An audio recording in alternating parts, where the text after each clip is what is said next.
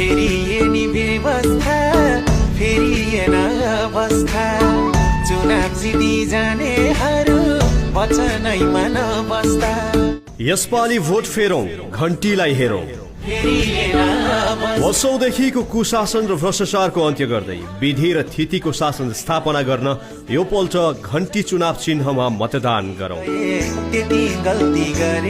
अबको सरकार रासपाको नेतृत्वमा अबका प्रधानमन्त्री बालेन शाह अब फेरि आउलान् हात जोडेरै माउलान् मिठा गफलाउलान् नबजाउनु ताली